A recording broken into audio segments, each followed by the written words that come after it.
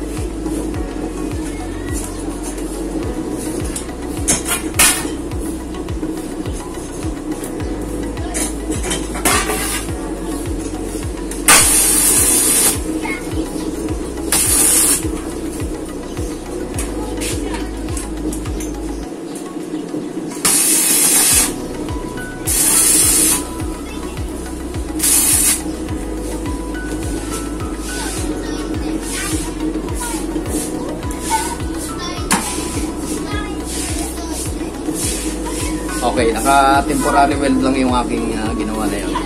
Para lang makapagliko ng flat bar. So, sisimulan ko ng gamitin.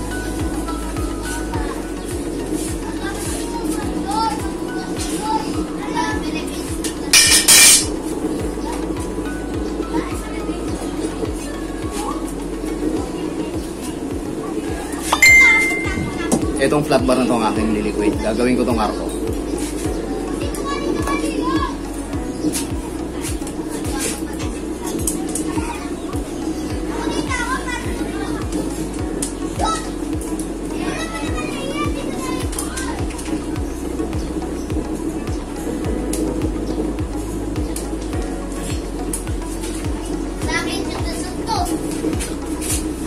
Nakikita nyo, hindi ko pinapalo. Inuunti-unti ko lang doon sa aking bender.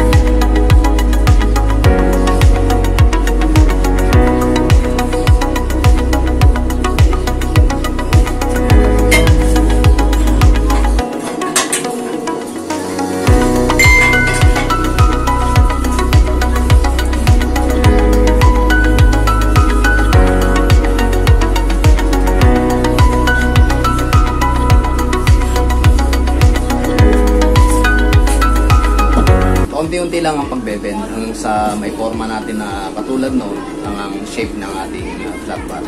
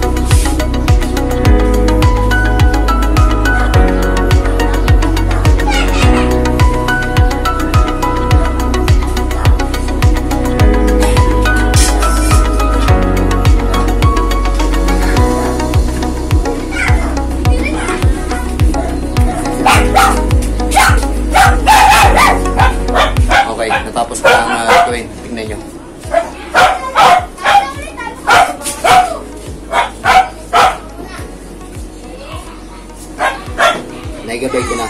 Halos parehas na sila ng pagkakaliko. Kita natin isa. Pantay na sila.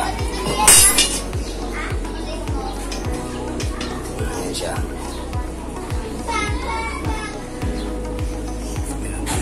Pantay na. Ngayon naman, ang gagawin ko yung kabilang side naman, yung ibabaw naman nito, para magmukha siyang angle bar.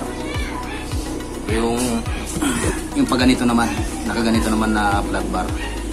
Yun ang medyo mahirap kasi hindi na kaya na i-bend yun. Papaluin na talaga.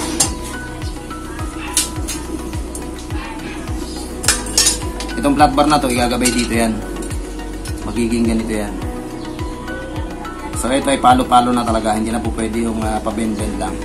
So panoorin nyo rin ako paano ko ito ginagawa.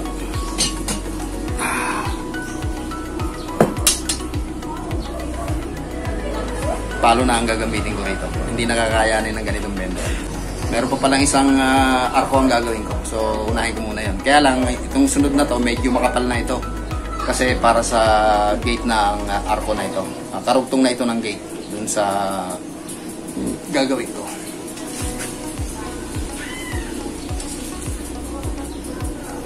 Ito na ang magiging materialis ko sa paggawa ng sunod na arko. Medyo makapal na siya at saka mas malapad. Yung una, ito lang. Itong pangalawa, tingnan nyo yung diferensya. Ayan. Medyo makapal na ang gagabi ang ililigo ko na arko. So, ganito nakakapal ang susunod kong gagawin. Para na ito sa gate. Yun pa rin ang gagamitin kong bender.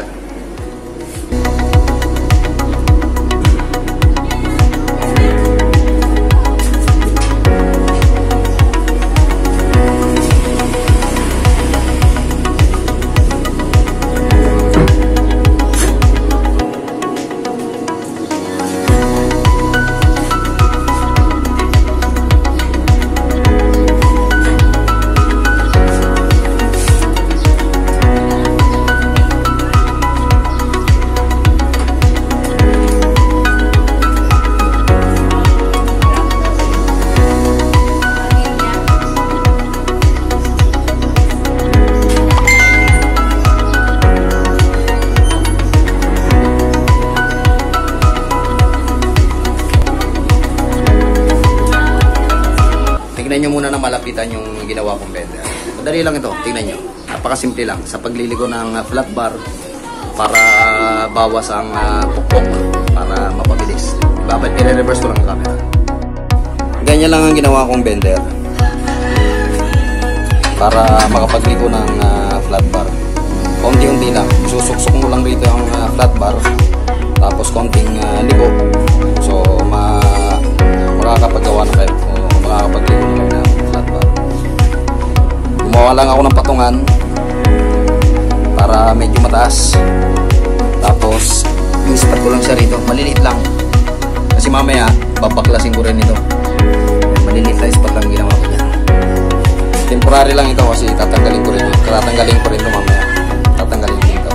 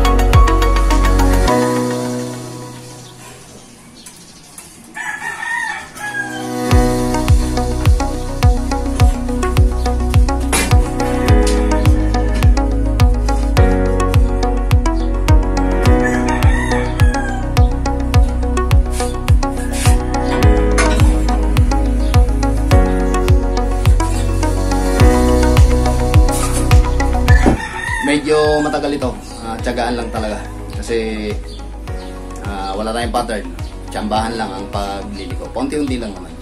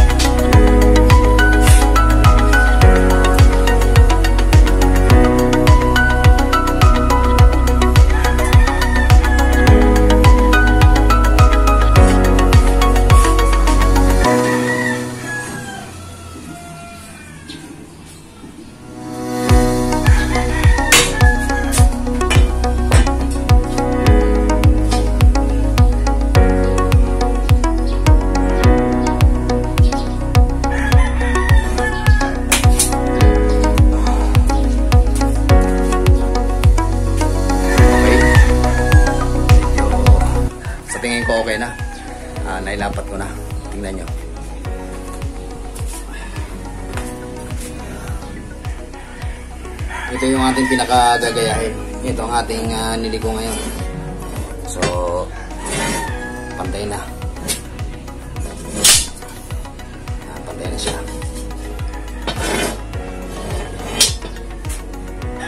Puputulin na lang to rito. Dito sa lugar na to. Ito na yung flat bar na niliko ko. Ngayon eksakto na siya. Ayan. Lapat na. Hanggang dito. Pagdating dito, puputulin na lang ito. So, ang ginawa ko ngayon ay para sa ano na ito, sa karugtong ng gate. Ito yun. Ang ginawa ko ngayon ay itong piyesa na ito. Ang susunod kong gagawin ay yung arko naman. Itong flat bar na ito, lalagyan ito rito ng isa pang flat bar na nakaganon. Para magmukha siyang angle bar tulad nito. Ito kasi niliko ko angle bar na talaga siya. Ngayon mag-i-improvise ako, dalawang flat bar pagsasalikupin ko para magmukhang ganito. Ibang technique kasi ginawa ko rito noon, nasa unang video ko. Ngayon ibang technique naman ang gagawin ko, ibang pamamaraan. Ngayon ay puro palo ang gagawin ko para may forma rito. So tignan nyo kung paano ko ito ginagawa.